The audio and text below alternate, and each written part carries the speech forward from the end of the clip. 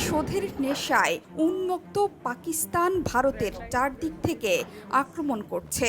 জম্মু, পাঞ্জাব, রাজস্থান জুড়ে এখন শুধুই মিসাইল আর ড্রোনের আঘাত। ভারতের চারদিকে মিসাইল ছুড়ে রীতিমতো অবরুদ্ধ করে ফেলেছে। তবে ভারতও সমান তালে এয়ার ডিফেন্স মিসাইল ছুড়ে জবাব দিচ্ছে বলে দাবি করছে। পাকিস্তানের একটি F-16 যুদ্ধবিমান ভূপাতিত করা হয়েছে বলেও দাবি করেছে ভারত।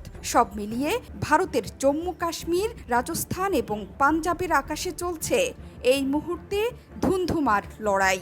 শুধু মিসাইলই নয়, ড্রোন দিয়েও আঘাত হেনেছে পাকিস্তান। ধর্মশালায় বাতিল করা হয়েছে IPL ম্যাচ। মাঠের আলো নিভিয়ে দিয়ে দর্শকদের মাঠ ছেড়ে বেরিয়ে যাওয়ার নির্দেশ দিয়েছে কর্তৃপক্ষ। বৃহস্পতিবার রাত 9টার পর থেকে এসব মিসাইল একের পর এক আঘাত হানছে জম্মু এবং কাশ্মীরে। টানা বিস্ফোরণে চারদিকে ছুটোছুটি শুরু করে স্থানীয়রা। এর আগে বেজে ওঠে সতর্কতামূলক সাইরেন।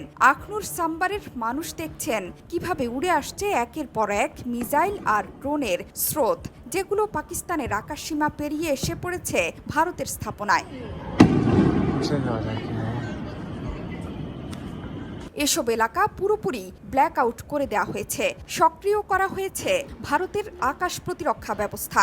যদিও এরই মধ্যে পাকিস্তানের একটি F-16 ফাইটার জেট ভূপাতিত করার দাবি করেছে ভারতীয় গণমাধ্যম ইন্ডিয়া টুডে।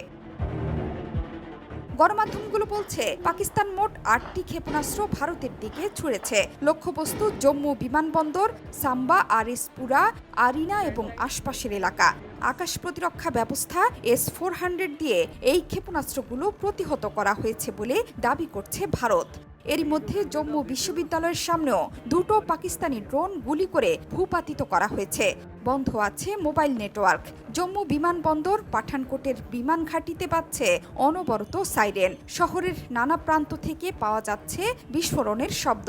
একটি ড্রোন আঘাত হেনেছে জম্মু বিমান ঘাঁটিতেও। সর্বোচ্চ সতর্কতা জারি হয়েছে শ্রীনগর বিমান ঘাঁটিতে। উত্তরাখণ্ডেও আঘাত হেনেছে পাকিস্তানের মিসাইল ব্যারেজ।